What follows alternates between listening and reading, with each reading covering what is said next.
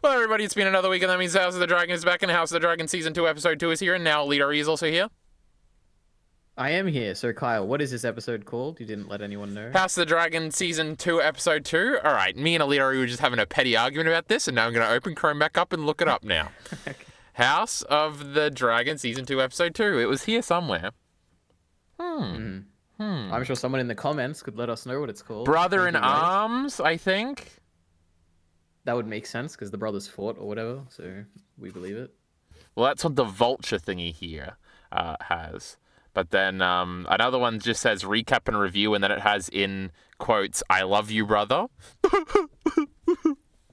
So I don't know. Maybe it is. Maybe it isn't. EliteAri is obviously making funny jokes because on Binge it is still episode 2.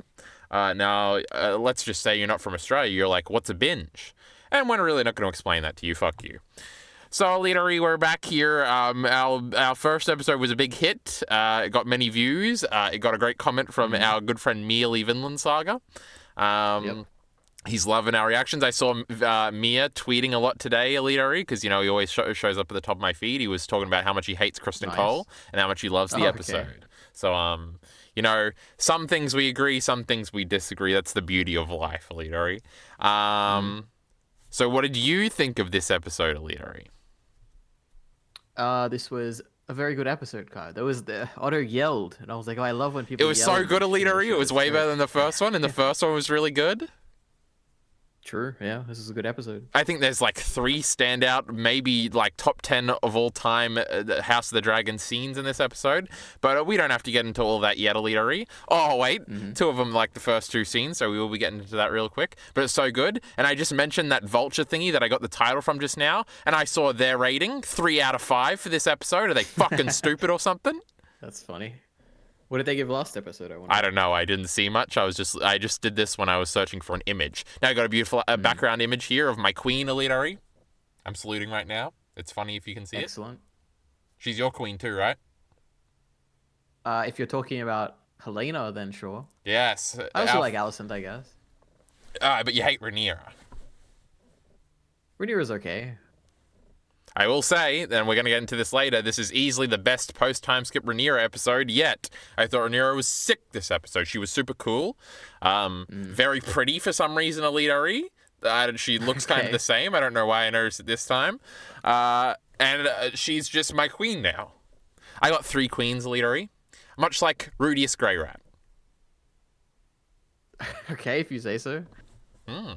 EliteAri's supposed to correct me and say he's only got 2 right now. But anyway, you can check out our great Mushoku Tensei discussions over on the OrdinaryAri channel. EliteAri sucks at shilling. He's a moron.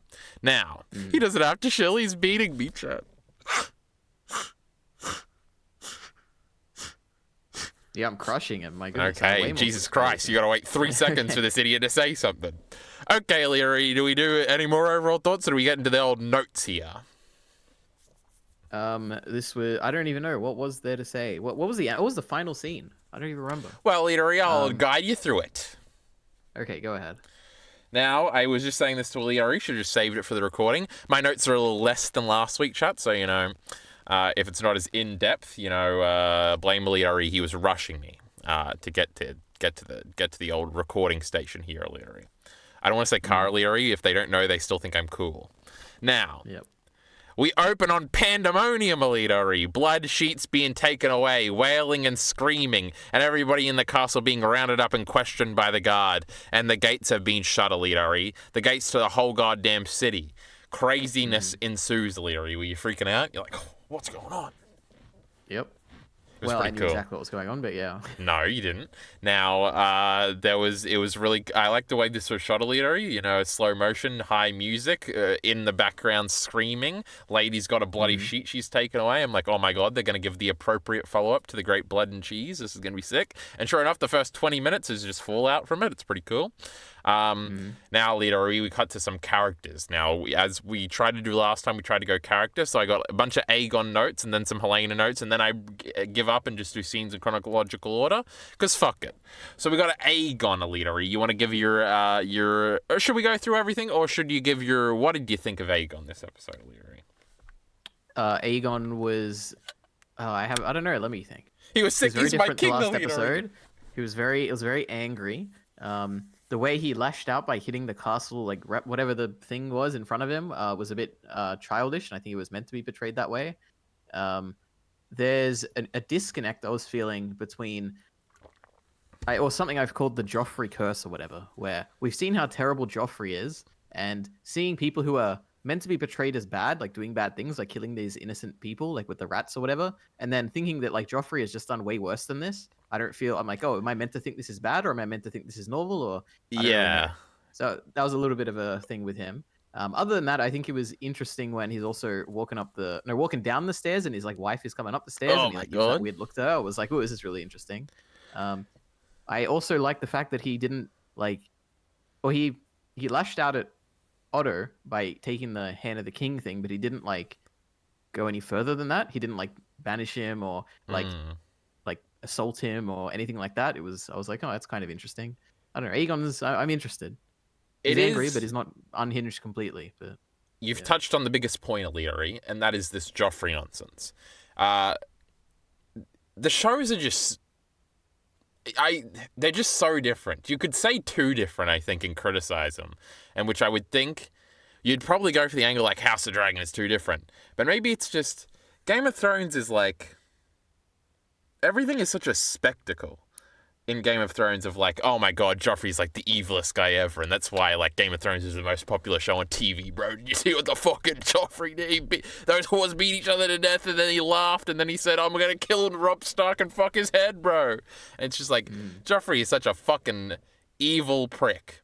And so is like Ramsay, and I'm sure there's some other one. mm. But especially the way House of the Dragon is written, it's almost like a procedural drama where it's like you could very much see all of this happening in like an office or something, and there isn't that because with Joffrey there was always the like, well, he would just like Tywin stands up to him one time, and you're like, oh my god, Tywin got away with it. This is crazy. But like even when Cersei like slaps him or whatever that one time, you're like, oh my god, he's gonna kill Cersei right now. And obviously you're always terrified for what's gonna happen to Tyrion or Sansa around him. And obviously Aegon isn't, even if he was like written in the same style as like the original show, I don't think he is as evil as Joffrey or whatever. Pretty obviously, even with the rat catchers thing, even then there's like at least some sort of a logical explanation for that. Whereas Joffrey would just do random shit because he was crazy. But yeah, it's there is like a like this is not the same world.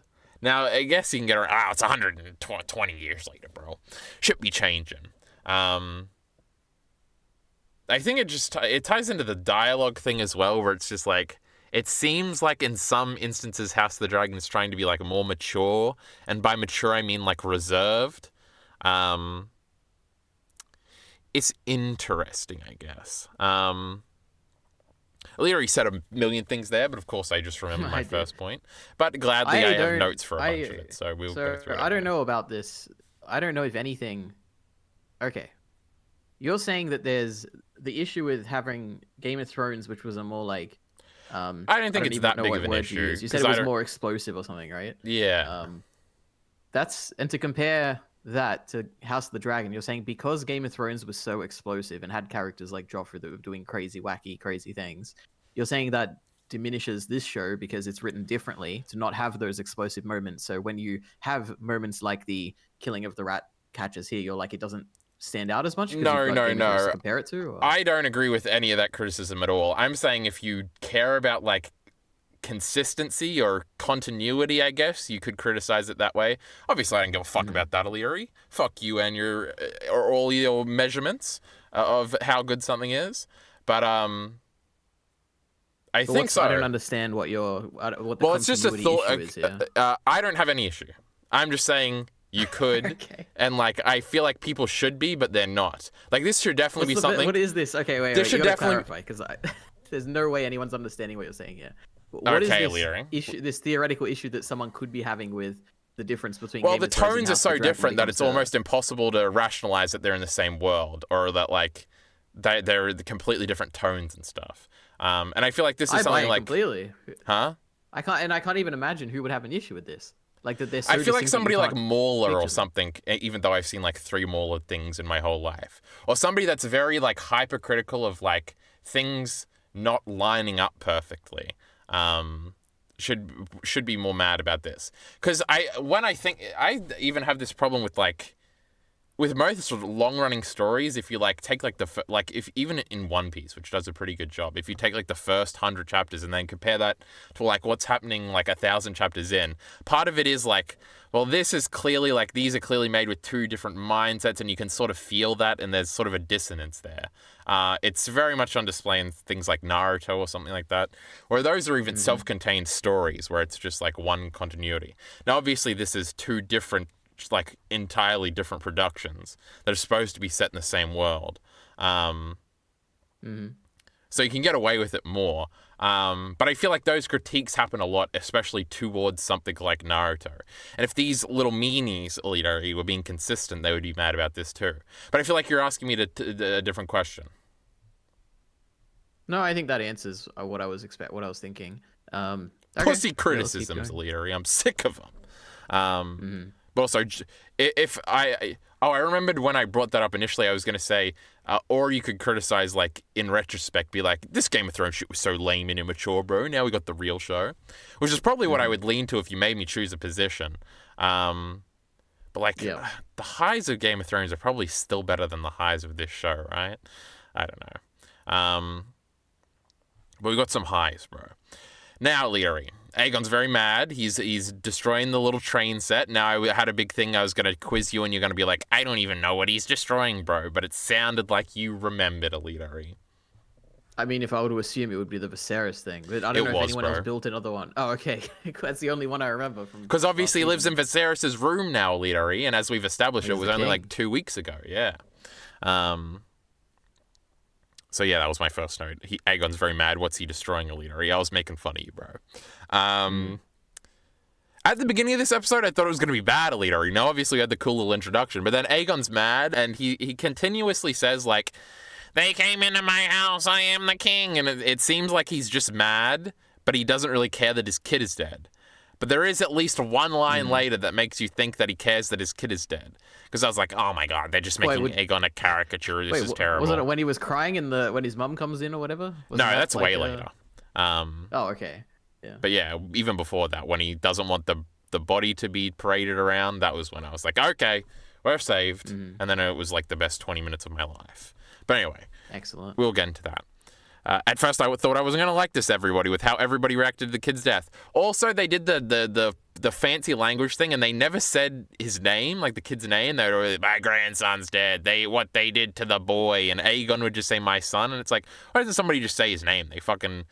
They killed him. I don't know. Titles and stuff, EliteAri, the show and its dialogue, you know? But yeah, he's freaking out because also Aegon's still pretty drunk, especially when he's destroying shit, because we saw him pretty wasted. Remember, EliteAri? You remember? I do remember. So he's like threatening his boys. That was kind of funny. And then he's going off at the council, EliteAri. This was a sick scene. Oh, and also Aemond finds all the coins missing, EliteAri, because remember they were playing their little pretend chess game. Oh, that's what he was doing. Yeah. I remember he found a coin under the table or something. I was like, what is this? I don't know what I'm missing. Yeah, because the big guy came in and he knocked a bunch of them over and put some in his pocket, and they would have used that to identify him and stuff. Very little detail, EliteAri, very smart. What a good show. We're patting it on its head now. Oh my god, I also remembered, because I looked at my notes.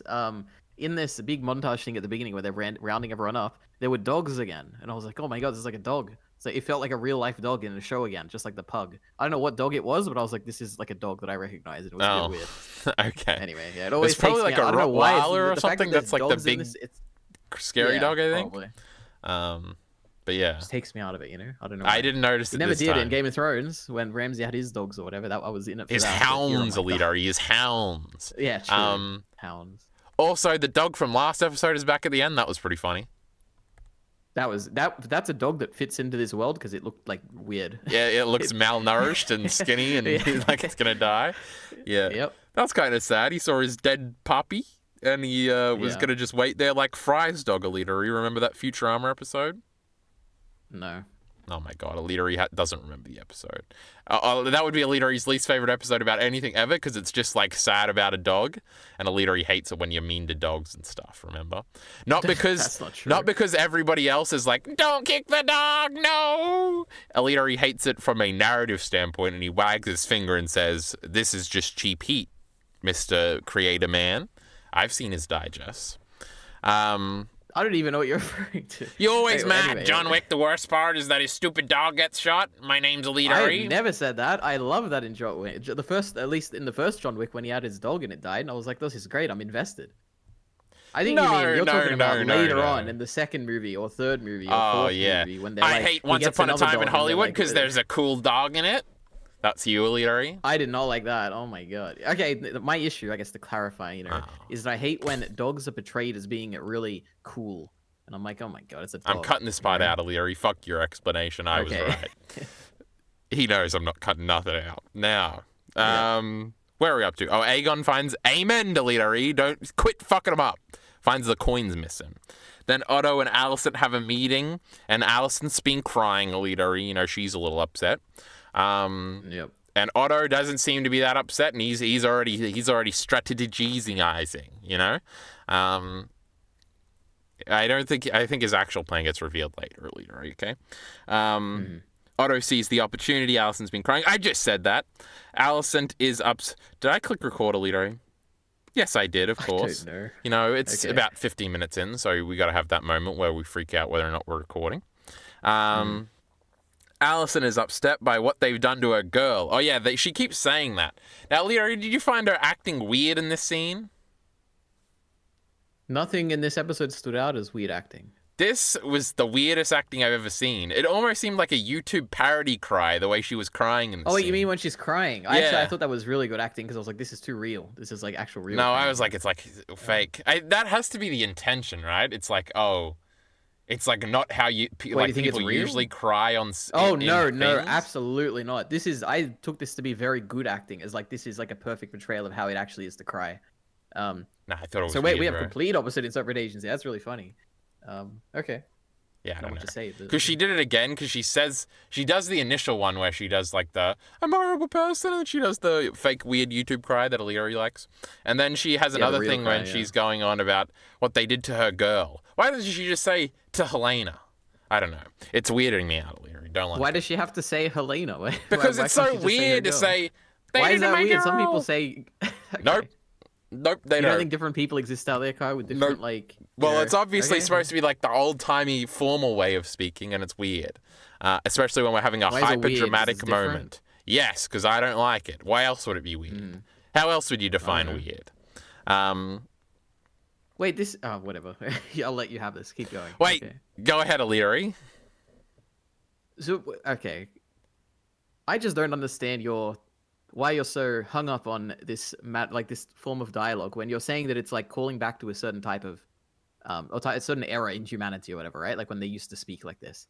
Yeah, I think so. Surely, you're saying that whenever you see any other show that's also trying to do this, it struggles, like you have a struggle there, like, or is it just this like, a House of the Dragon? I think it's just a House of the Dragon. It's the thing we were talking about before about how this is not how they really spoke in Game of Thrones.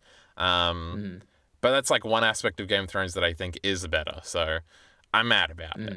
Okay. It's not that big of a deal, EliteAri, okay?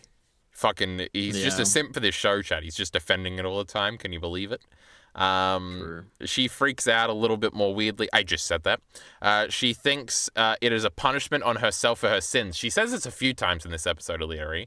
So this is like... she tries to kill herself. Oh, yeah, she does go underwater in the bath, and I was like, is that what we're doing, or are we doing a Perfect Blue reference here, bro?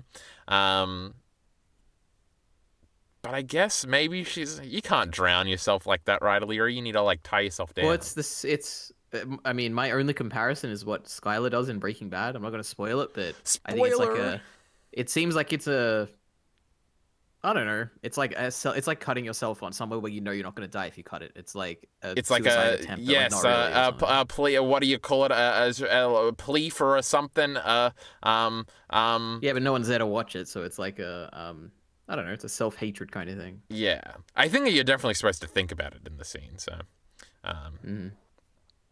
Anyway, but yes, she says that, and then she does it later. But then she's indulging in her sins in the last scene of the episode that EliteAri forgot. My goodness. True. But I know this is a bit. Catelyn says this in one of her monologues about. Oh no, this is.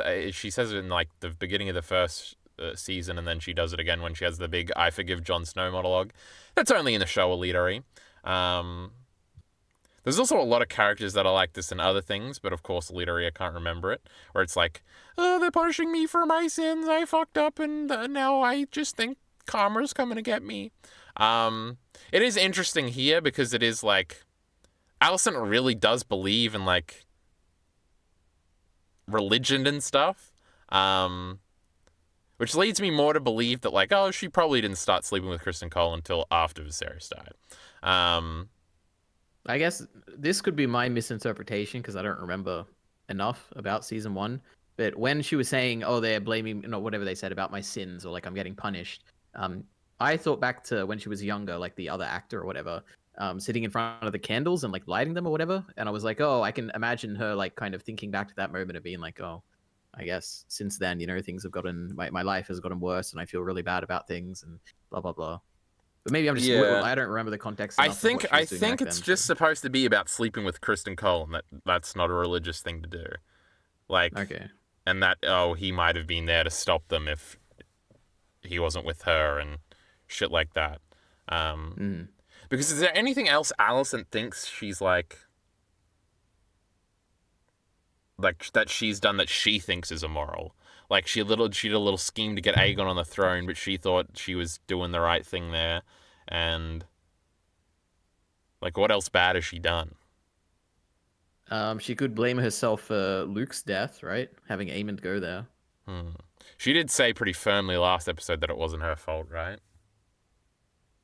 I don't remember. Did she? Yeah, I think she did this in with Otto, where Otto was like mad about it, and she was like, "That was not my fault" or whatever. Maybe.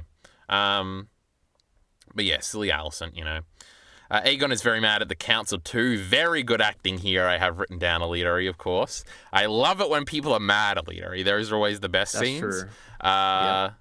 Where was my council when the murderers came for your king? Again, he's making it about himself. What the hell's going on here, EliteAri? His son is dead, but he gets a line later about how he likes his son. And then he's screaming his son is his legacy. He comes in, he slaps the thing out of Tyland's hand, and it goes all on the ground, and later he throws another one at the pillar. It's so cool, EliteAri. Imagine how cathartic it would be to scream at everybody. But you're just acting, Teehee. EliteAri needs to be madder. Anyway. He gets mad at Kristen Cole, which he does, which is kind of funny considering what happens later. But he's like, "Where were you?" And he was like, "I was asleep." But he's lying, EliteAri. Crazy. Helena didn't tell nobody yet. Aegon... Oh, and remember later, Alicent tries to bring that up to Helena again, and she interrupts him like she doesn't give a fuck. That was pretty cool. Aegon is adamant that it's Rhaenyra and calls her some mean names, EliteAri. Remember one time I think it was in our long-lost video that will never be seen, EliteAri. I was reading off some of the funny Rhaenyra names. I don't think any of them were like one-to-one, but it was like a bunch of them. And later they're like, Rhaenyra the monstrous. The peasant boys saying that. He was actually a very old man, EliteAri. Then Larys comes in. He says they got the big guy. And Aegon wants to kill him himself, and he storms off. That was pretty cool. Aegon then questions them all because they stop him from leaving. And then I just have I love a good rant. And then I have another one, which is kind of what EliteAri was getting at with some of the Joffrey stuff. Otto is not afraid at all to stand up to Aegon. Because he does it in the scene, and even in front of everybody, he says, like, everybody already thinks you're weak. What are you doing? Yep. It's a bunch of stuff like that. Now, eventually, he does come to bite him in the ass, EliteAri. Maybe he should have been a little bit more trepidatious. But yeah, it is interesting. I guess we'll talk about Otto more later. He tells everybody that Otto tells everybody that they should tell everybody Rhaenyra did it, even if she didn't. But Aegon doesn't want to tell anybody anything because he doesn't want to look weak, and that's where the weak thing comes in. Otto's funeral idea, which Aegon doesn't like, because he cares. That was when I was like, oh, that's enough for me. I like that Aegon at least cared that much.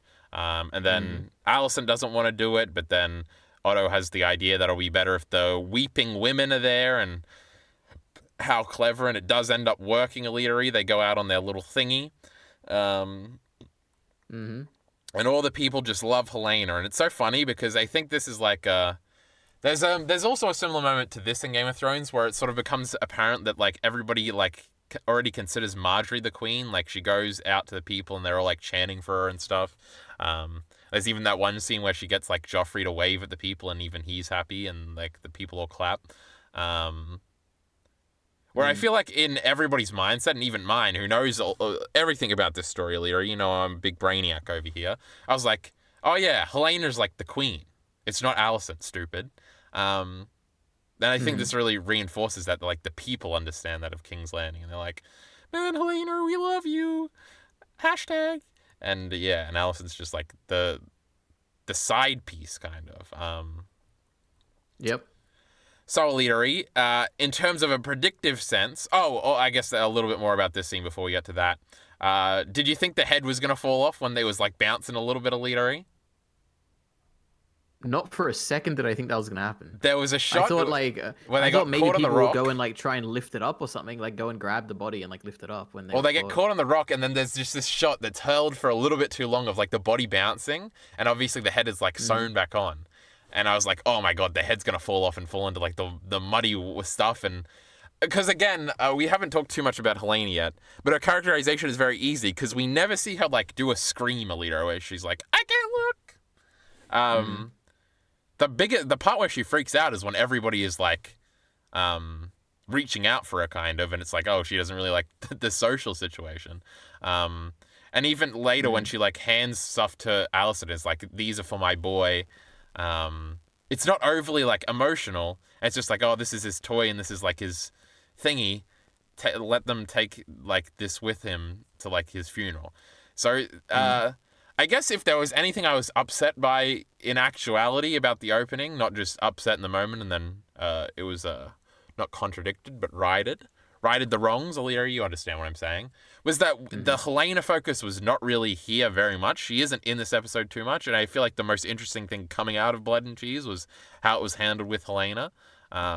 Oh my god, EliteAri, I was just hopping mad I watched a Preston stream and he was mad about how Blood and Cheese was done, and everybody's mad about it, all these fucking stupid book readers. They just don't get it, EliteAri. They just don't understand. You gotta be mad too, EliteAri. The whims of the book readers does not True, fuck them, EliteAri, fuck them. Helena's being autistic is way more interesting than their stupid Blood and Cheese fan fiction that they've been imagining in their head for 10 years. She's autistic, EliteAri, it's interesting. What are they going to do? But in this episode, they didn't do too much. But all the parts there were cool. And she's still our little image, EliteAri, because we love her. Yep, very true. Now, I have actual notes on that cart scene later, so, you know, we just spoiled that. But the head was coming off EliteAri.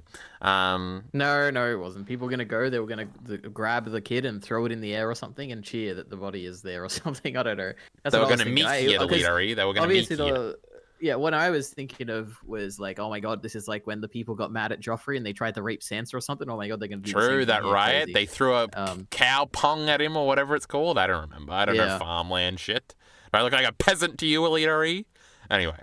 Yeah, that was cool. So I assumed they were just going to like go and harass the body or something, like take it or something. I don't know. But no, the body's there. It was kind of cool that it was sewed on head. I didn't even think about it. Like when they talked about it, let's parade the body around or whatever. I was like, oh, it's just going to be a body without a head. Yeah. That's what I was thinking too, but then they're like, the Silent Sisters, EliteAri, you remember them? They don't speak and they got like weird little head thingies and they'd sew people back together before their funerals. I don't remember that. The only thing I remember was when Arya Stark went to the Faceless Men or whatever and they were preparing bodies, right? No, but they're even in season 1 of Game of Thrones, the Silent Sisters, EliteAri. They're doing when Sir Hugh, not the Hugh you're thinking of, EliteAri, from this episode. I know Sir Hugh. For which one? He had some titles like Sir Hugh of the something. And I Of was the like, okay. Vale? Oh, Or no, are the you talking Vale, about this the one? Vale, yeah. Yes, he was John Aaron Squire who got promoted after he died so that people would think he killed him, and then Ned wants to go and question him, but then the mountain kills him in a duel, Leary, and that adds intrigue to the big mystery. And then the Silent Sisters have to sew his body together, and while they're doing that, Ned and Barristan have this cool talk where they're like, Barristan's so cool, he could kill me easy, Ned says. And me and Eric from Blindwave go, oh, Barristan's so cool, bro. And then Barristan just died in the street or something, Leary. What a shitty show. Well, I mean, you can't do anything, right? If there's that many people attacking you, I think it makes perfect sense. Barristan could, bro. He's broke the Mad King out of a whole castle just by his lonesome. Pretty cool. And he cut off that the last Blackfire dude's head in a duel. But they're on horses, so it wasn't a duel. Anyway, you know all this, Leary. Predictive, Leary. Remember when I cut myself off? I just remembered it. Now, what did I want you to predict? Oh, these people, they don't like Rhaenyra, Leary. What's that going to end up doing? Well, Any Otto thoughts? said they do like her now or something. Oh, yeah, at the end, because of the rat catches. That was retarded, but we'll get to that later. I don't, you know what? As far as I understand, these lay people, these small folk, the only importance they have is that the other important families are going to see their reaction and want to like satisfy them or whatever. That's the only thing I think they really care about. Now, so I was going to say a neutral thing. I was They going to probably say gained the favor at the beginning. They lost the favor at the end with the rat catches, and now it's all back to the beginning. So go ahead, Kyle. I was going to say, Leary. But remember in Game of Thrones when the High Septon and stuff, but they really didn't end up doing shit, huh? Because they were all normal people, remember? They led to the death of Marjorie, so I mean... True, but that was actually Cersei. Yeah, but it wouldn't have happened without Cersei just blew them all up, bro. It was crazy. Yeah. Shit-ass show. Anyway. So I guess you they have also led to precedent the on your imprisonment side. of Cersei for a while, right? Yeah, well, that's the big thing. There's the naked and stuff, so the people can rise up, Leary. You better be careful. Rhaenyra's going to be in trouble if she ever comes here. Or will she? Aegon beats Blood to death, likely. We don't actually see him die. He just hits him once, but he's probably dead, Leary. And he gave up all his information quickly, and he was a little whimpering big man, huh? He didn't have his cool voice anymore. Yep. Now, Leary, in the trailer, there was a shot of Aegon hitting somebody with the thingy, and obviously, if you're a big brain like me, you know that's going to be either blood or cheese, and I expected it to be the other guy, but then it was the big guy, and I was a little bit surprised. So, trailer misled me. We'll get back to that later. I guess we're skipping to the end here because I did all the Aegon stuff at once. Aegon wants action, EliteAri, and Otto will not give it to him. Otto gets a big rant scene that's super awesome, and after Aegon kills all the rat catchers, and then he names Criston Cole Hand of the King. Now, I want to talk about Criston Cole differences a little bit, EliteAri, but this scene was so fucking epic, bro. Yeah, this has to be the best one in the episode. No. It's the third of the big three great. We got Aegon being really mad at the council. That's the first great scene. The second great scene we haven't got to yet, which is obviously the best one, EliteAri. And then this is the third great one. So I don't know what the second one is, but... There's no way he doesn't know. This one is definitely better. But this was so good. He's like, I love Viserys. Why isn't Viserys here? But when Viserys was here, he was just manipulating him. And Otto actually made this whole thing bad, EliteAri. He's such an evil man. He's so stupid, but he's also really smart, and he knows how to win a war and stuff. And he says that Cole and the king don't have any eye for the long game, and he's a big idiot. And he was so mad, EliteAri. It was epic. Yeah, that was the appeal of it. Now, EliteAri, you see, this was a later scene, so I didn't get to do line-by-line notes like I actually did for the actual best scene in this episode, and I wish I did. Oh my god, EliteAri, give me a line. He made me king. Is that what you think? Oh, it was so cool, EliteAri, because Otto made him king. From the very beginning, since episode fucking 2, this motherfucker was making him king. He wasn't even born yet. Alicent wasn't even married to him, and this scheming piece of shit was making him king. And he's like, you're a dumb fuck, I did it. And there's some other, like, you're a dumb fuck, I did it later in the episode too, with Rhaenys and Mysaria. It's not really they did it, but like, oh... You think that's how it happened, but actually I'm the response. It's just cool. I'll explain when we get there. There's also a cool one with Daemon. Oh my god, so many people don't understand, and then they're made to understand, and it's so cool, EliteAri. Oh, I'm freaking out. I wish I had more lines written down, Alita. It was so cool. At one point, an extra dude that's just doing stuff in the background just walks into the scene. That was really cool. It's like, oh, stuff's still happening around him. That was cool. Yeah. And then Otto later closes the door to yell at the king. Oh, it was just so cool. I wish I had more lines. But anyway, let's talk about... I have a line. Oh, my God. I don't know if it's from this one, though, so it might be from another Otto scene earlier on, but I think it's from this. He said, Gods help us all. It's like, damn. Yes. I think he might say that to Allison afterwards. I don't recall. But, old Otto here, you definitely feel a little bit for Otto in this scene, right? Because remember, because this is the second time he's been kicked out of the position, if you recall, EliteAri. And last time it was a similar scene with Viserys. I think it might have been in the same room, which was pretty cool. And you feel a little bit for Otto in that scene too, but it's like, this fucking idiot, he did everything wrong. I think it's similar here where you do feel for him a little bit, but there's still some resentment, and I like that little, makes you feel for Otto a little bit, huh? Yeah, I mean, it seems like he's kind of realizing the mistake of his ways, where he didn't realize how good he had with Viserys. Like, he was actually a good king, and if only he didn't actually set things up in this way, maybe things would have gone better. But yeah, I feel a little bit for him, but not really. It's not like he killed Viserys. He was just... but he didn't manipulate him. He didn't appreciate him at the time. I think he might have, but he's just like, man, yeah, like, your father was so much better than you, bro. Because I think he has a line in there, he's like, you don't think of your father. And then, and in the scene, Aegon literally says the same thing. He says, you were my father's hand or whatever, which is exactly what Larys said to him, which is cool. And obviously this was all set up last episode with that. Also, Kristen Cole was not in on this conspiracy. He's very shocked to be named Hand. He probably knows it's not the best idea because Kristen Cole is just like a soldier dude who fucks his mum, and now he's going to be in charge of global That's policy. Ridiculous. It's the most it's the most ridiculous thing that's ever happened in all of these shows. It's crazy. Now... it's Can so you reject interesting. it? Is that like is he allowed to reject it? Well, remember the whole beginning of the first show, EliteAri, Ned was going to reject it, but then he got the letter, and then he didn't reject it, so you could reject it. Yeah. But really, I think come the end of the scene, because the last scene is so cool, EliteAri, you forgot it. It's Kristen Cole and Allison slaps him and then sleeps with him. So Allison is Hand of the King now. And that's like her realization there. She's like mad again that her father got rejected. But then she realizes, I think, that Cole is now just going to do exactly what she says. And so she's like mad at him because of a bunch of things, mainly because of that. But then like her giving in is like her realizing that even though I'm kind of sad that my dad's out of the way, she's kind of like, but I've kind of always wished my dad was out of the way. So it's a lot of internal conflict there, and it's like scheming against her dad, and she probably feels guilty about that, and she also feels guilty that she wants to have sex with him, and then they have slap fight sex, EliteAri. Pretty cool, bro. But that scene is so great. That's not the best scene in the episode either, but I think that like slight bit of recontextualization for Allison's character, because I didn't realize until that moment either. But that's sort of how the show was playing it. I do want to talk about Cole differences in a second, because... it's why I hadn't big-brained it from the beginning. So yeah, I don't think it's like... Shit's not just going to fall apart because Kristen Cole is Hand, because he's not really going to be Hand too much. And obviously Allison can't be Hand because she's a lady, EliteAri. I guess we'll see. It is... Maybe I don't know enough about the Hand, but the only ever times that I see the Hand really do anything is when he's in the small council meeting. And I feel like, how can Kristen Cole enact the wishes of Allison when he's in that meeting? You know? Well, he already, like... Because he's already part of the meetings, right? Because the commander of the Kingsguard is supposed to be... but he doesn't say anything.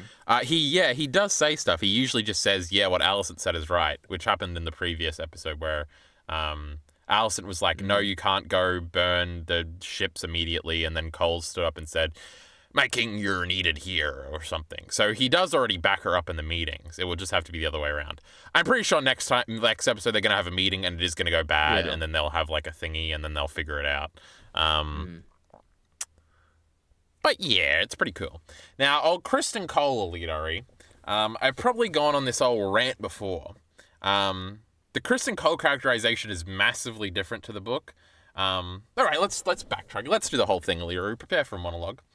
EliteAri, Rhaenyra is not the main character of A Song of Ice and Fire. You're familiar, right? She's just a silly character from a spin-off book You that mean came House of out. Blood? No, Oh, I okay, mean A Song of Ice and Fire. Okay, you're not making She's mistakes. just Go a ahead, spin-off character in a spin-off book that came out 20 years into this story, and who is retroactively being made very important. This is all cool shit. I'm using bad language because I'm being funny.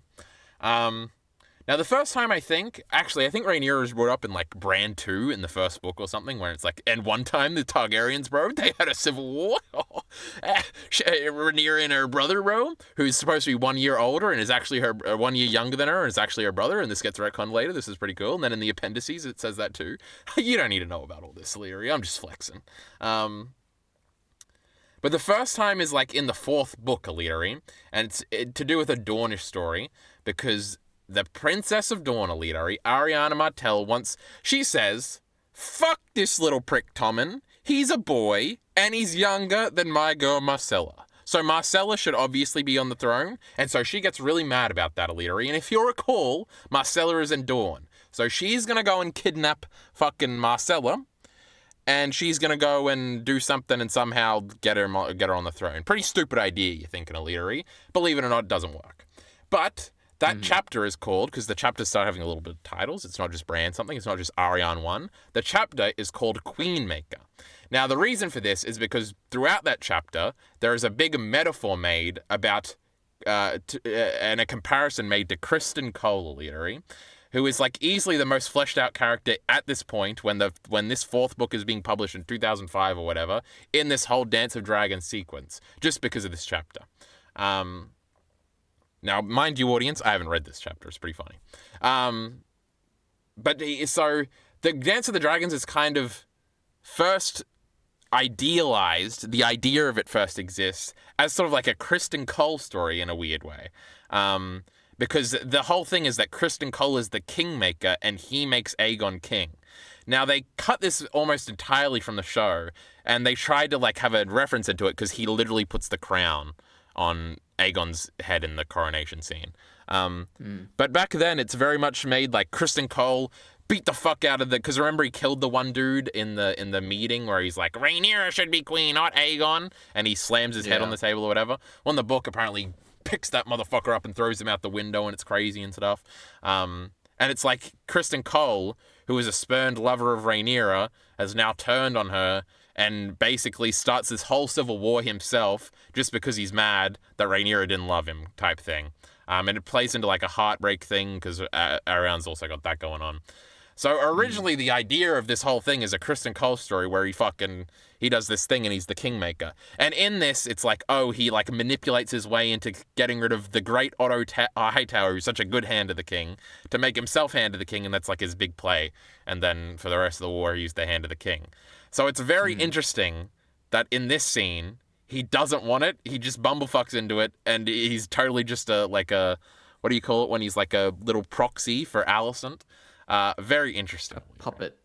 Puppet, yes. House of the Dragon does this a lot, where it sort of sacrifices a lot of these cool characters at the altar of sort of like Alicent and Rhaenyra.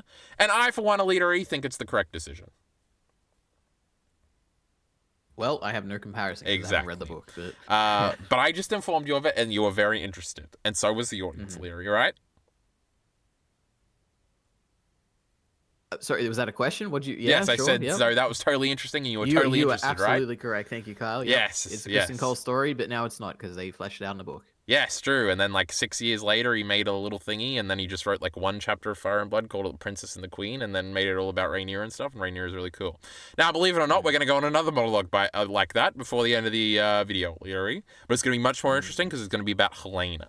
Now, the next stop point, EliteAri, may be about Helena. Helena doesn't get much, EliteAri. I already complained about that. We're moving on, EliteAri. You wanted to say anything else about Kristen Cole and Alicent and something else? Was there anything to say? No, not really. Do you hate Kristen Cole like me or Lee Vinland Saga? I don't think I hate him. I do remember hating him last season. I think it's purely the difference between the seasons, me just getting annoyed. Not annoyed, sorry, me just misremembering it, how annoyed I was. My strongest feeling towards Kristen Cole in this episode was when he was telling Eric or whatever the hell, whoever was the one he was being a place. meanie there. I was like, I don't like you. But beyond A that, big fat I don't meanie. think he didn't Um, really bother me too much. Beyond that, it's funny because again, the crux of the idea sort of being spurned lover, but he's like the super cool, most badass warrior in the kingdom. He beat up Damon, bro. Remember in episode 1, and that's like a thing mm. people say about him. And so he's supposed to be like, it's supposed to be like the juxtaposition of this super cool, badass warrior is actually just like a little boy who just his girlfriend didn't love him back, EliteAri, and that's why he's gonna kill everybody. And that's super cool, EliteAri. That's just like me for real. Now, they sort of another way that House of the Dragon kind of does this, and we'll actually talk about this a little bit later too, is sort of modernizing it in a weird way. They basically made him like the caricature of an incel, like a rejected incel, like she's a bitch, she didn't love me back, or like sort of some like caricature you would see on like Twitter or something. And sort of the trappings of it being that, I also find that very interesting and good. But again, it's just sort of changing it a little bit. And some people might be mad about that, but we don't like those people here. Okay, Helena doesn't get too much. She's still not freaking out like a mad woman. Maybe we already went over all of this. She doesn't care about her duty, which Alicent tries to bestow. Oh yeah, there's the first scene where Alicent comes in to check on her, and it's obvious Helena's been crying a bit. But Alicent kind of has to like convince her to do the parade thing, and she's like, "Why?" And then Alicent's like, "So we can like get closer to the people or something or whatever." And Helena goes, "I don't want them to get closer or whatever." And it's sort of like Alicent has to try and. It's sort of like another failing of Alicent, where like Aegon, if maybe Alicent had been a firmer mother, Aegon wouldn't act like this, and Aemon wouldn't act like this. And it seems like she hasn't even like taught Helena, like the duties of being queen or whatever, where Alicent is, because obviously Otto like made her learn all this shit, where she was like, oh, I know exactly how to be queen, and I've got to do this, and I've got to act good to the people, and it is my duty, and I must do everything, and I must freak out if I'm being sinful in any way or shape or form. Whereas her children just don't seem to care at all, and she hasn't really imparted that on her children, and that's pretty cool, you know. So that was a little bit of characterization. She freaks out a bit when people reach out for her in a very... Oh, EliteAri, when you thought the people were reaching out to her, did you think about Daenerys at all? Not even a little bit. No, So I only did on the rewatch. In the rewatch. alley. Huh? What'd you say? I was only thinking of the Sansa thing. Oh yeah. We're gonna rape because they used to just every fucking season for like these first 3 seasons would end with Dany being surrounded by a bunch of people and they were all reaching out to her, being like, "I left her, Daenerys." But they would say Misa, which is not what they said in the scene. But it kind of reminded me of that, and I don't know if they're trying to do like Helena's seen the future and she like knows that Daenerys was like this and she knows how it ends with Daenerys and it's bad. I don't think I got any of that. There was one thing which we haven't got to yet, but there was the symbols of the confetti being thrown, and then paralleling that to the smoke in the light when Rhaenyra's playing with her children. I didn't really understand what they were going for, but there was some parallel going on there. I kind of forgot about that. I don't even think I wrote a note about the Rhaenyra playing with her children thing. That was kind of a poignant scene. I think I watched an interview, I think, or something. I think it was just an interview with the Helena actress where she was like, yeah, Helena's like a dreamer, bro, and she can like see the future a little bit. And I was like, well, if we're just fucking saying it, what the fuck? And I was like, well, I didn't really want to know that. What else would she be? Well, it's like, it's kind of ambiguous. Wait, Eric, wait a minute. She was talking about the rats. Yeah, but it's like an autistic thing you could read into, or it's like, oh, she doesn't really know, or et cetera, et cetera. No. With that level of skepticism, I feel like you can't believe anything in a story. I think the whole point of bringing up that Helena knows that, oh my god, we got to beware the rats. Who cares about? Well, why doesn't she do anything to stop it? Obviously, she's just getting like vague visions. Maybe she just doesn't know how to. No, I think it's clearly she can see something in the future. It's like there's like character type that's like this where they kind of know and they say ominous things, but they don't really know type thing. Which is still what it is, even though she just confirmed it. But in that case, it kind of lends more credence to this Daenerys shit. We'll see if they keep doing this with Helena, where it's like all the people reaching out to her instead of like Dany, who would like reach out and touch him and be like, "I'm a real queen, bitch." She's like has the opposite reaction, which could be interesting. There's no way if they wanted to make it so that they're paralleling to Daenerys or something to do with Daenerys, her seeing the future, they would have to make it way more clear. Because even me, I'm not the biggest. I don't know that much, but I know way more than the average person, and I would not have thought of that at all. Yeah. Well, I didn't think about it until I watched it again. But it kind of, it is another, this was the other Fire and Blood rant thingy. Like, Fire and Blood as a book is like 15 Daenerys's getting fucked over. Okay. And even some of them are called Daenerys at some point. But all the ones that are called Daenerys die like really early. Like the old king's first daughter was Daenerys, and she dies of like a chill, and it's like, oh my god, is Daenerys in the real story gonna fucking die to a White Walker, bro? Is that what's gonna fucking happen, bro? But no, it's gonna be Jon Snow killing her, and he's gonna be like a White Walker because he's gonna be like dead and stuff. And it's funny because Fire and Blood is like, you kind of come away from it like, oh, this is like a build up. And every time, like, a female, like, with cool dragons that tries to conquer the patriarchy and she gets killed or beaten down or whatever, you're supposed to be like, man, but don't worry. In the real story, Daenerys is going to come in and she's going to do it. But we kind of know now that Daenerys is not going to do it. So we just, like, forever cucking ourselves here? Or, like, and this could sort of play into that type of thing, where it's like, oh... Like, you would swear, if you didn't know the ending of the show, that this book was just, like, building up. Like, oh, but Daenerys is going to do it someday, bro. And it's like, you kind of fucked yourself over, again, with the show being bad in the end. And it's like, why would we even care about a Daenerys parallel thing here? Like, at least with Bran, it's like, oh my god, he's going to come and he's going to save, and this is why I came all this way, bro. I love stories and stuff, and Tyrion's going to make him king. This is crazy. Or something if you like the show or whatever. Or even the significance with the dagger. It's like, oh my god, that's the dagger that's going to kill the Night King, and Arya's going to use it. Even then, it's like, well, at least there's some sort of payoff. If they were to do this Daenerys thing, it's like... The only interesting way could be like, oh, Helena knew not to be a bad guy, but Daenerys was, and isn't that crazy or something? But anyway. I have a whole note here where I was going to bring up fucking Naruto and differences in storytelling. We'll skip this. I already did a monologue. They speak or of something saving us? What the fuck? That's just some Dany shit. Okay.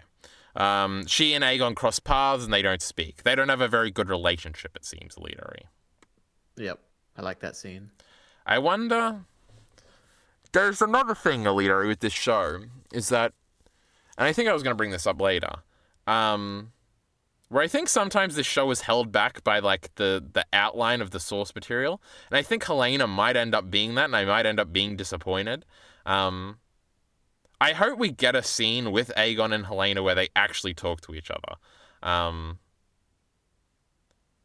don't know if we will. Like, have, like, a heart-to-heart thingy. And I was thinking about this, like... especially, like... If they follow the book, EliteAri, Kristen Cole and Rhaenyra will never have a scene together again. But I feel like they have to. And we should fuck this book off, EliteAri. We should punt it into the air and start changing shit. That's the conclusion I've come to, alright? The audience, write that down. We could argue about that, but that already implies some spoilers, so we can't do it any further. Anyway, EliteAri, we're cutting away from Helena, so if you had anything else to say about my queen and your queen, you should say it now. Let me go through my notes. Anything on Helena? I liked how... Oh, we haven't got to Rhaenyra stuff, but Rhaenyra mentions Helena. We can mention that now. I thought that was very cute, where she's like... Yeah, she sees cute. Helena as a very innocent person who's done no wrong, and it's like, oh, okay, yes, true, that's our Helena, we love her. This is more about the Alicent thing, but not to do with Helena, but... for me, I never really considered the fact that Kristen Cole was having sex with Alicent. That was could have been the reason why the attackers were able to get in so easily. I just never even crossed my mind last episode. Yeah, I don't know. That's probably all I have for Helena. Okay. Now, Alita, that's you and Helena, EliteAri. My goodness. Shipping name. Now, everything I just said, EliteAri, throw it in the trash, because you know who my queen is? Rhaenyra. She was so cool this episode, EliteAri. I'm totally on her side. She's going to kill Helena and Alicent together. I don't give a fuck. She was so cool this episode, EliteAri. I already said how pretty she was, and that's all that matters. We know that. And then she was like, her acting was so good, and Emma Darcy was actually nearly as good as Millie Alcock this episode. And then she's making all the nice decisions, and she was so... she's my queen, EliteAri. And she's Aegon's sister. I completely forgot about that. She is. I think like someone mentioned like, oh, your sister. If your sister is the one that done this, and I was like, what? Yeah. I was like, isn't that his like aunt or something? But no, I guess it's just the age difference. They're both Viserys's kid. Yep. Yeah. Crazy. Remember the little scene in like the third episode where they're going to the hunt and they're in the back of the carriage together, Yeah. and it was little Aegon, and there was like an ominous shot of them looking at each other, and it's like, man, they're gonna go to war one day. That's crazy. Yeah.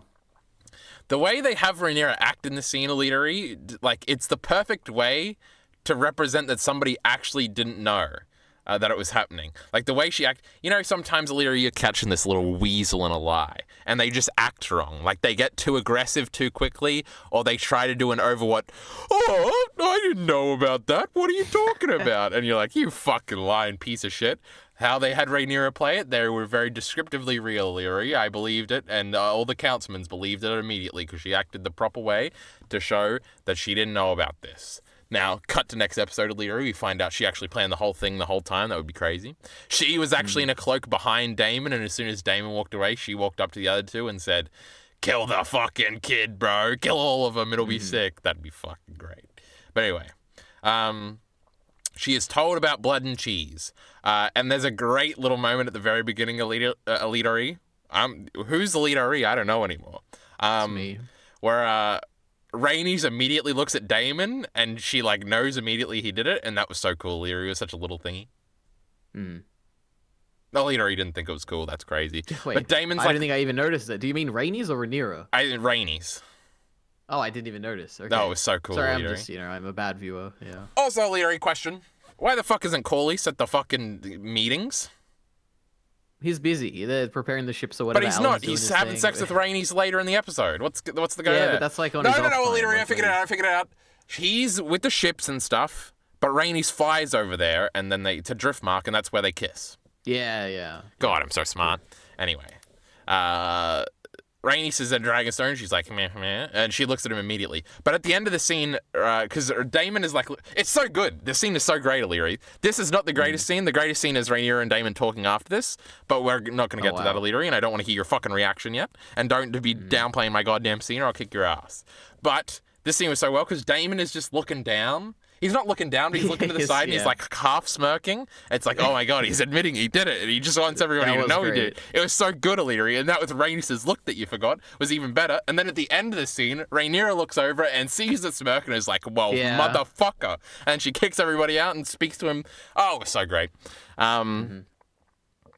There's also another great moment where one of her counselors like, this has fucked us up massively, whether you did it or not. And they're kind of freaking out and stuff. And then one of them kind of steps up to her. I don't remember what he says, but then Rhaenys interrupts with she just says, mind yourself. And to the council, they think she's talking to the counselor to like show that you shouldn't mess with Rhaenyra. But she's actually saying mind yourself to Rhaenyra. It's got like a double meaning because Rhaenyra doesn't need to overreact to one of the only dudes that's like helping her right now. Oh, so great, EliteAri. This is a great scene of all time. No, that's the next one. That's all the notes I have before Daemon and Rhaenyra just talk to each other, and then I got a bunch of lines. So is there anything else we wanted to say about that initial one? There's Jace is there, and Rhaenyra's like, no, Jace, you're not leaving, pussy. Stay here. Did you catch that? Yeah, I do remember that. Because she doesn't want him to die, EliteAri. But he didn't seem very happy because he's like being grounded because, again, he's probably a good weapon. About the scene he has later? Yes, we got Jace and his girlfriend, okay? But yeah, Rhaenyra doesn't want Jace to do anything, EliteAri. This might be a plotline hint. There was some other great stuff in there, EliteAri. But then we're moving on to the greatest scene of the episode. Why don't you like it, EliteAri? Tell me. It was fine. It just didn't stand out. I was like, okay, another like Rhaenyra Daemon scene. This is literally the payoff for Rhaenyra Daemon scene, EliteAri. And the Daemon flies off at the end. We're not going to get another one for a long time. It's crazy. Now, Daemon and Rhaenyra scene is unbelievably good. I've got written down, EliteAri. I got character assassination written down, but I almost want to talk about that at the end, okay? So remember to bring up... I'm not going to remember it, EliteAri. You have to talk about it now. So, EliteAri, if you recall, Daemon Targaryen, bad guy. Daemon Targaryen, just like you, EliteAri, and everybody else, they love Daemon Targaryen, even though he's an evil, no-good bastard. He killed his first wife, EliteAri, beat her to death with a rock, and you still love him. And all the people love him. And there's been a lot of drama, EliteAri, if you don't know, about how people arguing, you shouldn't put a bad guy on a pedestal. He beats women and he's bad and he seduces his underage niece and all this bad stuff, wiggling your finger, you know, those types, EliteAri. You know, you deal with them with your Mushoku Tensei nonsense. And then, EliteAri, these showrunners came out and they were like, we have no idea why anybody likes Damon. He's supposed to be the baddest guy. And now, EliteAri, so while I'm watching this scene, I'm freaking out because it's actually great, but then I'm also freaking out on this deeper layer because all of the Damon simps are going to freak the fuck out at this scene, EliteAri. I haven't seen it yet because I had to go to work right after I watched this episode, and I haven't seen any discussion, no reactions, chat. So if this isn't happening, fuck you, and I'm disappointed in everybody. But EliteAri, even Mauler, who we're mentioning a lot in this video for some reason, he had a tweet last week about, he like listed out all of Damon's like positive traits. He's like, cares so much about his family, is badass, has a take no attitude, and at the end of the tweet it was like, Matt Smith. Played by Matt Smith. I assume his favorite Doctor, as he seems to love all of your Doctor Who episodes, EliteAri. At the end of the thing, he's like, tell me again why you don't understand why we love Damon. And he was like flipping off the showrunner because of that one, I think it was even a lady like writer on the show. Now, EliteAri, if you noticed, this was written by a lady and directed by a lady at the beginning. I just wanted to point that out. So, you know, that's probably why they're assassinating Damon's character here. EliteAri is the point here. And this is like what people think Isayama did to Eren in the last chapter, but they actually did it to Damon. And there's going to be so many videos about how they ruined Damon, and they only put this scene in here where Rhaenyra just destroys him with facts and logic over and over again, but to overcorrect for people liking Damon, because you can't possibly like Damon after this scene. But EliteAri is going to say, oh, this was just fine, and it didn't change my opinion of Damon. Now, okay, the real struggle here is going to be, do I remember the details of this scene? Don't worry, EliteAri. We got all the lines broad right understanding before you go into it. But so we had the previous scene where they're at the, I don't know what you'd call it, the small council, but not really. They're just whatever. Rhaenyra's having the meeting denying that she killed anyone.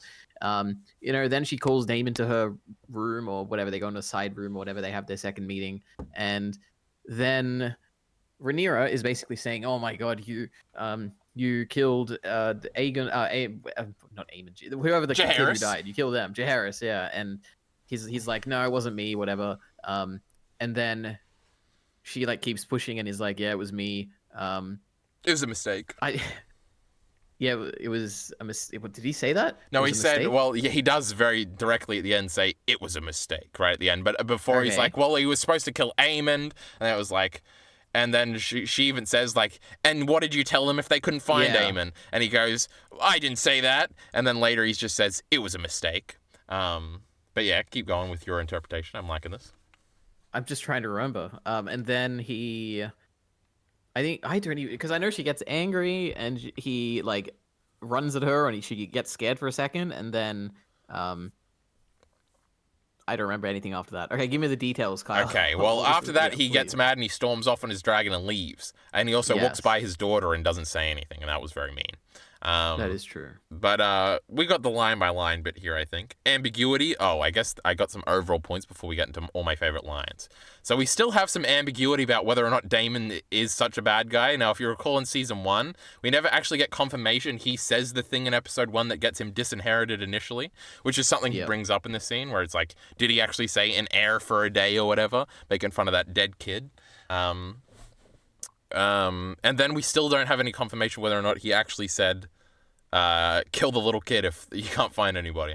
Now, I assume what he probably said is like, well, anyone will do. Fuck him. Because, you know, I hate Damon Leary. Yep. Damon's pretty cool, actually. You know, I like him. But, you know, he's also a little pussy-ass bitch, as Rhaenyra exposed in this scene. But anyway. Then I have some more overall. Did I just finish my thing? Yeah, I just finished my thought. This is the best Rhaenyra stuff post-time skip. She's not just being a mother. True, I started to realize that she was acting and she was like fierce in this, and I was like, why do I hate Rhaenyra post-time skip? I'm like, all she does, EliteAri, is be a skinny mum. And as we established last time, we hate that. And it is, she's just crying for her kids. She's trying to teach her kids. She's hugging her kids. Fuck them kids, EliteAri. But her playing with the really little kids this episode was sick. Because their fucking dad just left EliteAri. What a deadbeat. Anyway, she doesn't fall for any of Damon's shit.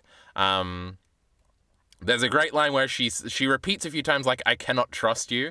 So basically, EliteAri, what happens in the scene is Rhaenyra will accuse Damon of something, and then he will kind of deny it, and then he'll respond with like, I don't know if a syllogism is the right word. I don't know what that is. With like an idiom where he'll say like, just like your father, you will pass up glory to not spill a little bit of blood. And then she'll always come back with like, I can't trust you, or like, you killed a kid or you're lying. And it's always like he'll come up with some like big like philosophy like we have to be cool for glory, and she'll be like, no, you did this thing. And then he'll be like, but sometimes you got to do a bad thing to do a good thing, and she'll be like, but you did the bad thing. And she just cuts him down. EliteAri, this is the greatest scene of all time. But there's a good line here where she says, I cannot trust you, and then he's like, you're just like your father, you're scared of being in my shadow. And she freaks out and she goes, he wasn't scared of you, he wasn't scared of your shadow, he just couldn't trust you either. And it's so great because that's kind of true, but there's also some ambiguity about all of this and whether or not what Rhaenyra is saying is true, because it's like part of it probably was Viserys was like, I'm kind of jealous, I can't fight with a sword. Though he never really showed any of that. And then he really did love Daemon. He always took him back after Daemon would fuck him over and all that stuff. Even with the Mysaria stuff that we can talk about later. She calls him selfish at one point, where she's like, and again, it's like the Mauler tweet where it's like, everything Daemon does, he does for his family, but that's not really true because all of it benefits him, and like Daemon never really does anything that single-handedly benefits somebody else and doesn't benefit him, but it is in service of his family most of the time because generally they're on his side. It's basically like addressing all the subtext of their entire relationship up until this point, because she has another great like 3-sentence monologue where she's like, you've never cared for anyone but yourself, and when I was younger I saw that as a challenge, but I'm older now and I have real challenges or something, which was so good. It's like, oh yeah, that's why she liked her weird uncle, of course, that's pretty cool. Daemon gets angry and maybe tries to attack her, because he did that at the end of last season too, where he like got mad and he like grabbed her by the throat. And even later in the episode where Mysaria's got like the scar on her throat, and I think that's from Daemon last episode, and then because Rhaenyra and Mysaria basically have isn't Daemon just the worst bonding moment later in the episode, which is interesting. We got to talk about gender when we talk about that, EliteAri. Don't let me forget. And then Daemon has a thing where he's like, what do you expect me to do? Give my brother's throne to those traitorous high towers? And then she has to scream, it's my throne, Daemon. And it's so cool because you can tell he's only loyal to like the memory of his brother more than he likes his wife/niece.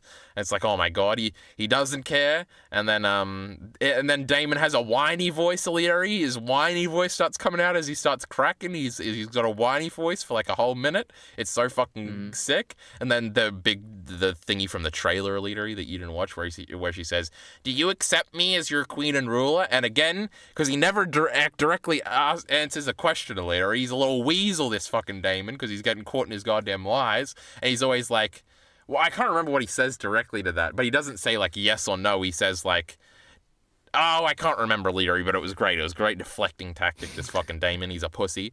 And then the attacks. And then Daemon, because it's such a good couple fight too, EliteAri. This is the greatest scene of all time, because then he starts doing like the core fundamental attacks where he's like, you don't even deserve to be queen. He only named you queen because he was trying to piss me off because he thought I said something that I might have said in a fucking brothel one time with Mysaria. We'll get back to that later. And it's like, oh my God, it's like the main thing. You're not allowed to say that and continue in this relationship, but she did, and you always do those attacks, EliteAri, and you still end up in the relationship, and it should be crushing, but it isn't, but it's crazy. Oh my goodness, EliteAri, this is the greatest scene of all time. Daemon would lash out about something about glory, which is kind of what I just said, and Rhaenyra would cut him down with an action.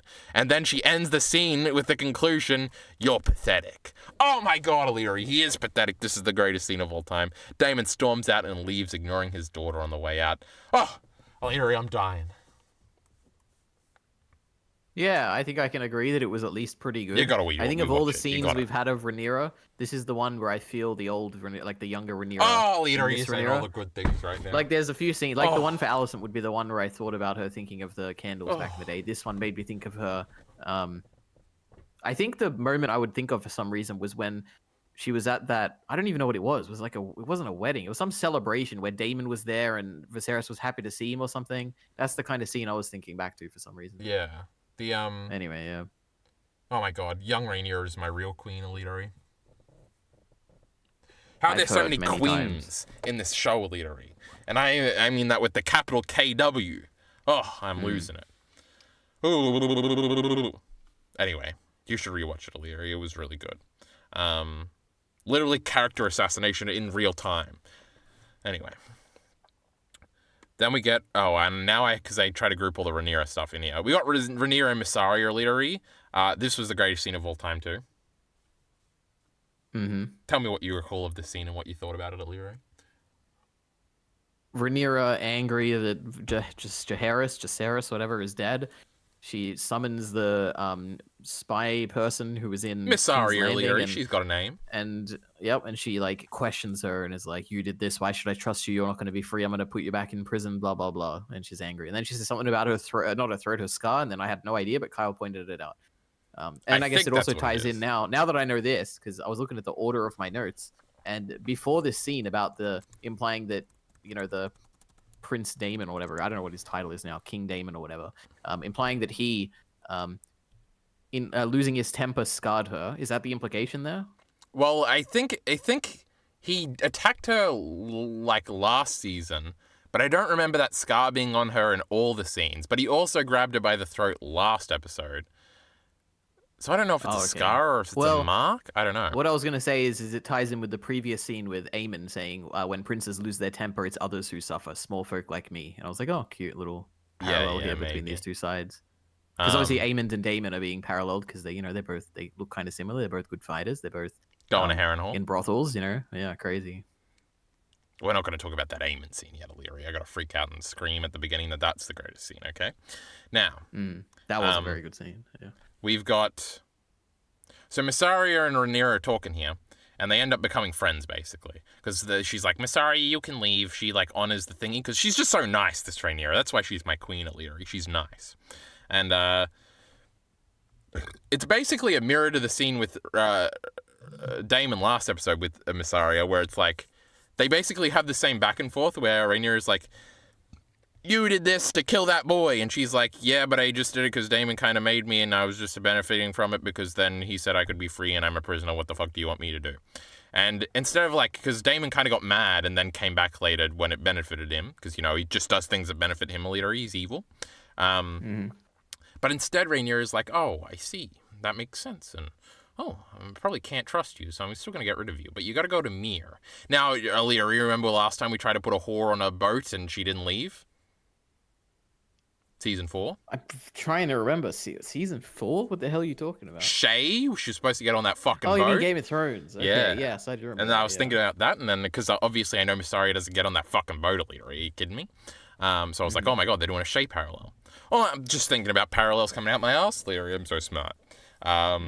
But obviously, I assume she just got on the boat. She noticed the twin, and then she was going to go back and warn Rhaenyra, but she wasn't there in time. She was going to win her over and become like her spy master, Larry, idiot. Now. Oh wow. Okay. They become friends basically here, bonding over fucking men, EliteAri. Do you ever notice that men are trash? And they're violent. Well, they're bonding over Daemon. And they lie to you, and then they just leave, and they stonewall, gaslight, gatekeep, EliteAri. Yeah, Daemon. That's what I heard, yeah. And all men, EliteAri. You know this. Anyway. There's a few things in this now, EliteAri, as I pointed out, written by a woman, directed by a woman. There's a lot of shit about gender in this episode, EliteAri. Now, we've got, obviously, the Alicent, Helena sort of queen, what you should do here. Obviously, this whole show's done a lot of gender thing. We had the fucking... Oh, my God, EliteAri, I made a video about this one time in the pilot. There was, like, the men's battlefield and the women's battlefield, and it was like, oh, my God, it's so separated. And Emma Aaron was a little bit of a internalized misogynist, but then she was actually really nice, EliteAri, and I was very sad when she died. And there's a million stuff about gender, obviously, because it's about queens, and you can't be a queen because the boy's got to be the ruler, and oh my god, all this stuff. And here we've got two women bonding over trauma regarding men, EliteAri. And it was just a very powerful moment, and I was my little radfam heart, it's in my Twitter bio, EliteAri, was just beating.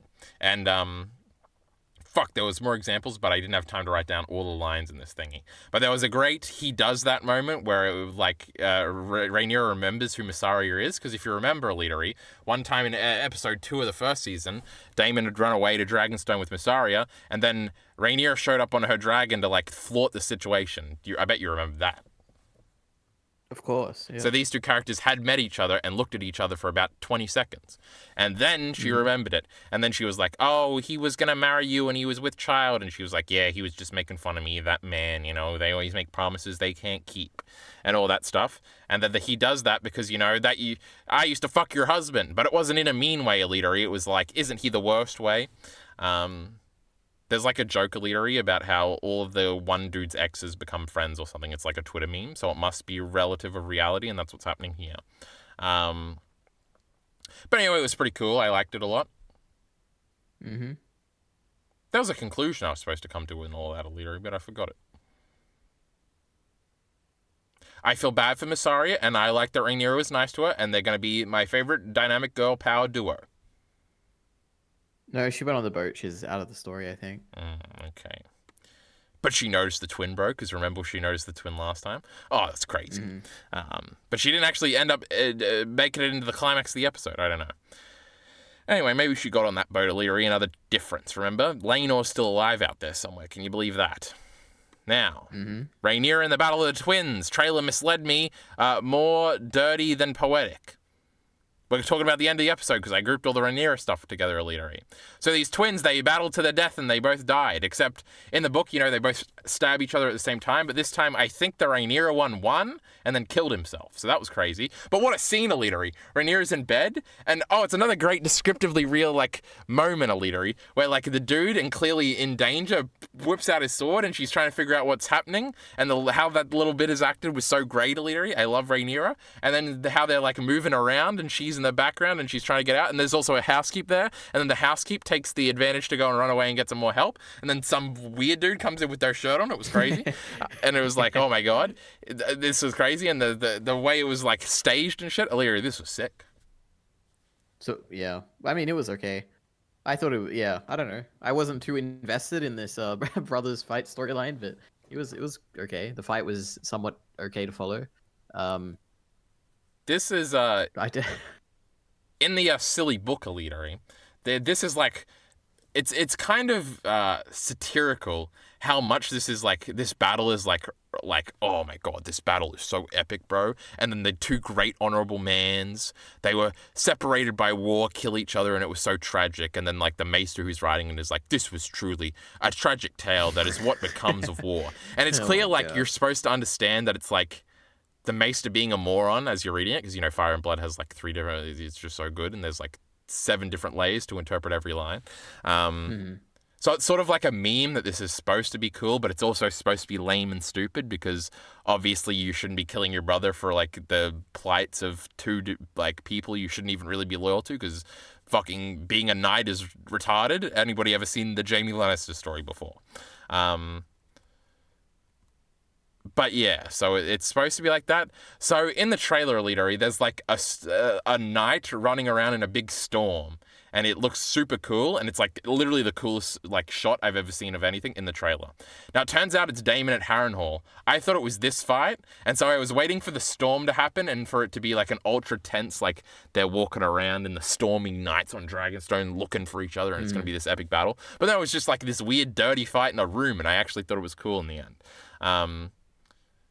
Yeah, I mean, I think the most interesting thing was because I knew not what I had no idea what's going to happen after this, obviously. And when they're saying, "Oh, I don't know who's who," I thought that one of them was going to live and just when like we'll never know for the rest of time. Yeah, that was. Like, I was thinking that as I was watching it, even though I knew they both fucking died. I was like, what's gonna happen is the bad one's gonna win, and then he's gonna pretend to be the good one, and then next episode there's gonna be an even tenser moment where he attacks Rhaenyra or something. But I'm like, no, they're both gonna die. But I was like writing the whole story. Or it could be even it could be that the bad guy dies killing his brother, and then he feels terrible about it and takes Rhaenyra's side to like honor him or like live out his legacy or something. I don't know. He says your grace. But yeah, he could be tricking. Nope, his dad. Crazy. True. That was kind of cool, the killing himself thing. I like. Yeah, he like fell down onto a sword. I was like, oh, that's nasty, bro. That's nasty. Also, obviously, it's supposed to mirror like, oh my god, they're inside the Black's house this time instead of the Green's one, like they were last time, and wandering around. It's kind of super tense as he's walking around. And you're like, oh my god. You know what? They made me believe that he could get that far, because when like whatever Kristen Cole tells him to go there, I was like, there's no way. Yeah, everybody like laughs at the plan about how stupid it is. Yeah. But he made Which it, is and I true, but believed yeah. it. I was like, oh, it makes sense. They wouldn't question him. Because I thought even maybe their armor would be different. Like, how would he know what armor his brother's gonna be True. wearing right What if now? his Like, brother got like shaved his beard or something? yeah, but no, it worked. I believed it. He kept his helmet on too, and I was like, oh, and yeah. And he even played off when he walks in with the first guard, and it's like, aren't he's a you supposed to be with the thingy? He's like, change your plan. War's crazy, brother. And he's like, right on, brother. Come on in. And it was like, yeah. No, wait, I was thinking about when he walked through the door, and the guys are like, weren't you inside? And it's like, you got to be careful. There's war coming. You got to be more vigilant. I'm disappointed you guys didn't notice that I was outside. That is the scene I was talking about. I just remembered it wrong. Oh, okay. But yeah, Okay. that's pretty sick. Yep. I liked it. But yeah, mirroring the ending of the last, there's some things going on here. Now, Leary, I got Skinny Eamon written down. This was crazy. He was so Cool. skinny. Very lean. You could I see don't his know about ribs. skinny, but... It was fucking, It was gross. Damon's gonna punch him one time and he's gonna collapse. I could beat the fuck out of this dude. Wasn't I saying that all funny last time? He definitely didn't look skinny to me. I thought he was like. Oh, I lean. thought it was he had like definitely had a lot of Gollum muscle, skinny. but, I was like, this was like crazy. Oh no. And obviously maybe, he and I looked just really missed it, small, and it was like, oh, it's like He did look definitely small, like yeah. this is definitely like the big bad Eamon is a little small wimpy guy. And again, EliteAri, if you're attacking this, they woke this show up, EliteAri, because all of the men have to be beaten down like our great Daemon Targaryen was. That woman was yelling at him in that scene, that Rhaenyra, that no good Rhaenyra, and now they're trying to cuck out our other big masculine savior in this episode, Kristen Cole. Oh my god, I'm not even at Aemon yet, EliteAri. He's just a little boy that is mad about he's an incel, EliteAri. And then we got big Aemon here. Are we not allowed to have great masculine role models anymore, EliteAri? The feminist agenda is taking too much from us. Who do we have, actually? We have Corlys. No, Corlys. Corlys, true. But even in this episode, he's joking about how he's a little We haven't sub. talked about Alan yet. Alan and Adam of Hull, EliteAri. We got to get into it. Anyway, it's going to be so great. I can't wait for that discussion. I don't know why we're following that storyline, but okay. Oh my god, EliteAri, I'm so excited. It's so fucking weird. We're going to talk about that. Anyway, Skinny Eamon. Now, this whore woman was in last season too, EliteAri. And it's clear, it's hinting at that Alicent shit about how she probably wasn't the best mother to Aemon because clearly he's into a weird mummy roleplay thing here. Oh my god, I just remembered. You know who she reminds me of? Black Sails. They don't look anywhere near alike. Yes, Black Sails, the old lady who owns the place. It's because she's got like a little. She's like way younger. Yeah, she's got like a little thingy on her face too. Like a drawn-on mole, because that's what whores do or something. I don't know. I read it in a book or something. But yes, I did think about that too. But yeah, there is one scene last season where he shows up looking for Aegon, and that woman's like, "Oh, what are you doing?" And they have a little awkward interaction, like they know each other a lot. That's cool. So this was set up and stuff. I think we've seen this woman twice. But here she is, and she even tries to have sex with him, and he hits her away, and he's like, "No, this is time for therapy, bitch." And that was really funny.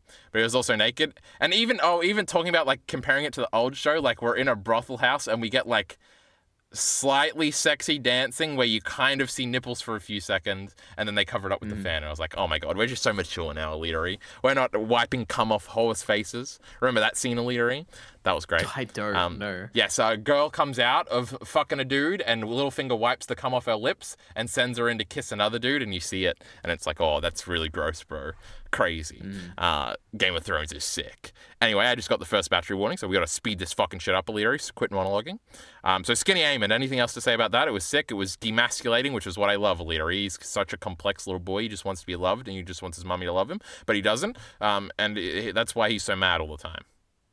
And he's like, oh, I didn't mean to kill Luke, or I true, lost my he's temper. admitting, oh my god, it's so good, EliteAri. Yep. This is the greatest episode of all time.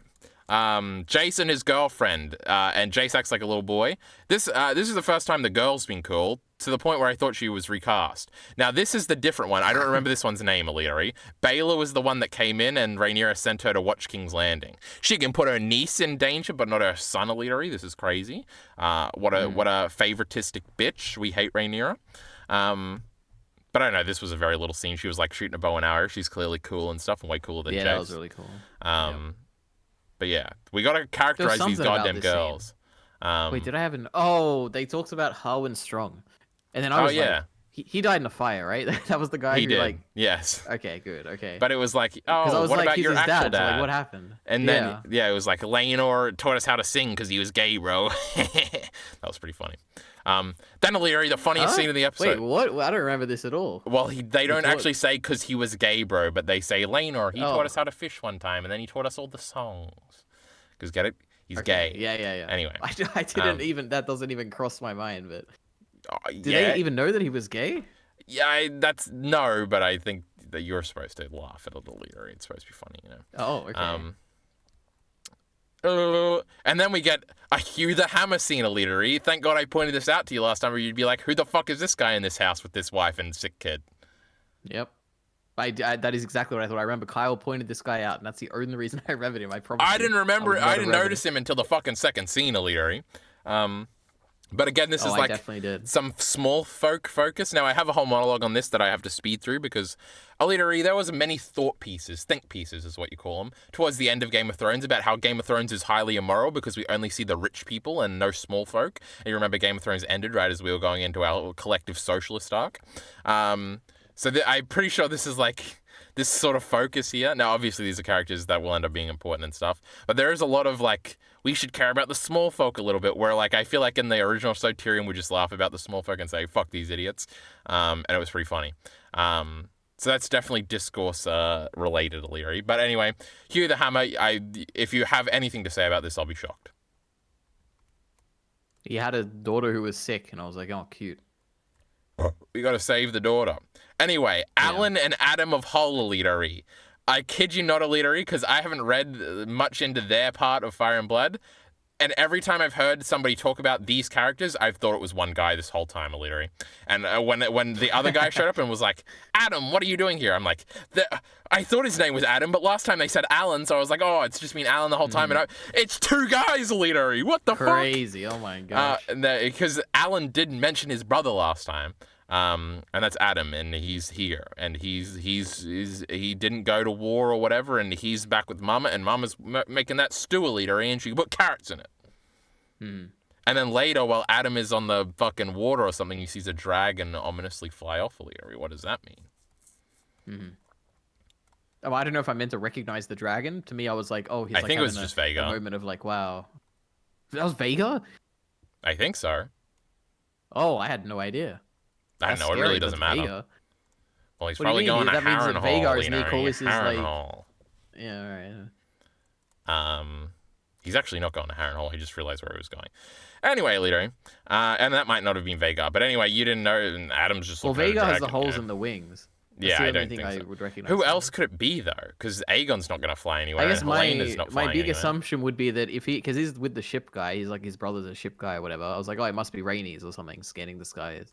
Well, no, Right, that's in no, King's no. Landing. If Rhaenys is there, why isn't she blowing Oh, shit is up? he in King's Landing? Yeah, they're Wait all a in King. minute. Oh wait, no, they can't be in King's Landing, right? Because they're with fucking Corlys, so they're probably on Driftmark. You're right, EliteAri. It was. Oh, and then Alright, I think yep. is the sex scene before or after this? Because it could be Rhaenys arriving or I could leaving. not tell you. But the next note I have down here is just Corlys and Rhaenys. They were so cute, EliteAri. You know, I just want to be an old couple one day. But there was a great scene here where it's almost like Rhaenys is maybe implying that if everything falls apart, maybe she can still be queen. That was pretty epic because she's comparing it to like Daemon and how Daemon's probably gonna like still thinks there's somehow he could become an actual king now, and that was fucking sick, bro. And also then Corlys would be king consort, EliteAri. Wouldn't that just be so cool? Aren't we? Isn't Rhaenys my true queen, EliteAri? I got 5 of them. Yep. Amen. You didn't think anything about this, EliteAri? I said no, it didn't. I was like, oh, I like these two. I like how they're talking about the main conflict, but like treating it as though it's like child's like tantruming These or whatever. young I was like, this is people. cute. Yeah, Shake my head. I like that. They were so cute, EliteAri. But Rhaenys, like the idea that Rhaenys is gonna try and like, she should just fucking make a break for it, bro. Let's be honest. Rhaenys could do it. She's got Corlys and the whole fleet. The 2 daughters would probably side with her more. Tell Rhaenyra to shut the fuck up and she can have her stupid Dragonstone with her stupid kids and just kill all the Greens. She wins. What's she doing? You know, she had her chance and she wasted it, so She's we just an hate her old now. lady now. True. Fuck Viserys. Remember, that's more of that sexism. Anyway. And Corlys said he likes to be ordered around sometimes. That was very cute. Otto should have brought up that Kristen Cole was Rhaenyra's choice. True. This is just a note about the scene we talked about ages ago. But like, It should have been like, you know who made Kristen Cole to the Kingsguard Aegon that you want to make hand to the king? Your bitch sister. And then he could have been like, oh, she kissed him and stuff. But not even Otto knows that, so...